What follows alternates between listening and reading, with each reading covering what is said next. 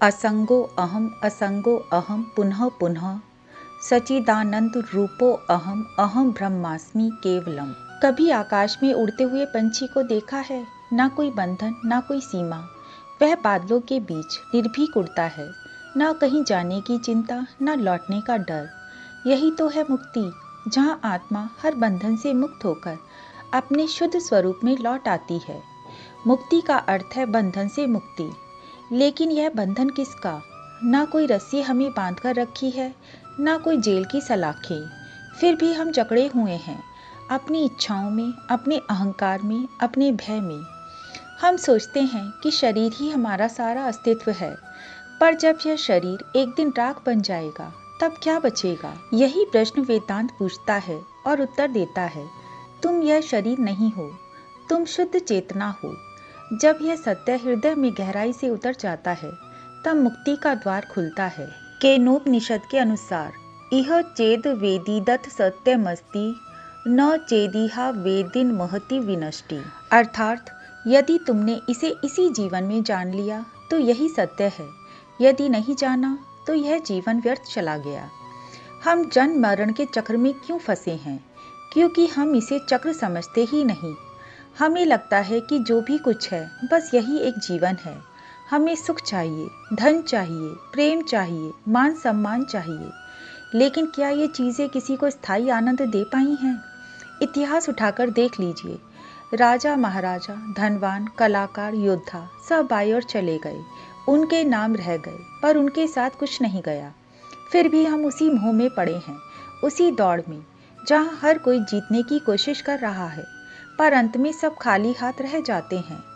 लोग सोचते हैं कि मुक्ति मृत्यु के बाद मिलती है, लेकिन यह सबसे बड़ा भ्रम है। मुक्ति तो अभी इसी क्षण मिल सकती है, अगर हमें अपनी वास्तविकता का बोध हो जाए। गौर से देखिए, क्या कोई दुख बाहर से आता है? नहीं, वह हमारे ही भीतर जन्म लेता है। इच्छाएं पूरी ना हो तो दुख, इच्छाएं पूरी हो जाएं तो भी भय है कि कहीं यह सुख खो ना जाए। यही बंधन है। और जब कोई इन इच्छाओं के खेल को पहचान लेता है तब मुक्ति सामने खड़ी होती है, हाथ बढ़ाए हुए। गीता कहती है, भ्रम भूता प्रसन्नात्मा न शोचति न कांक्षति समो सर्वेषु भूतेषु मद भक्तिम लभेते पराम। अर्थात जो भ्रम को जान लेता है वह न शोक करता है, न कोई आकांक्षा रखता है। वह सब में समान दृष्टि रखता है और परम आनंद को प्राप्त करता है। मुक्ति कोई कठिन पहेली नहीं, यह बस एक परिवर्तन है सोच का, दृष्टि का। जब हम जान लेते हैं कि सुख किसी वस्तु में नहीं, किसी व्यक्ति में नहीं, किसी उपलब्धि में नहीं, बल्कि हमारी अपनी चेतना में ही छुपा है, तब मुक्ति शुरू होती है। जब संसार की हलचल के बीच भी मन भीतर से शांत रहने लगे तो समझो मुक्ति पास आ रही है। जब कोई हमें अपमानित करे और हमारा मन वैसा ही स्थिर बना रहे जैसे गहरा सागर, तो समझो मुक्ति हमारे द्वार पर है।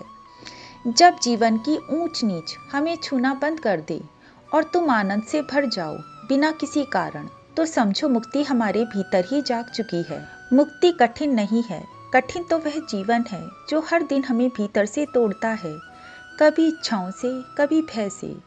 मुक्ति कोई पहाड़ चढ़ने जैसा कार्य नहीं, यह तो बस छोड़ने की कला है।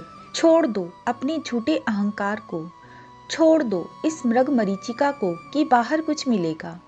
जो चाहिए वह भीतर ही है। और जब यह समझ में आ जाता है तो आत्मा पंख खोलकर उड़ने लगती है, नीले आकाश में, अनंत की ओर, बंधनों से परे, पूरी तरह मुक्त। जय जय श्री राधे।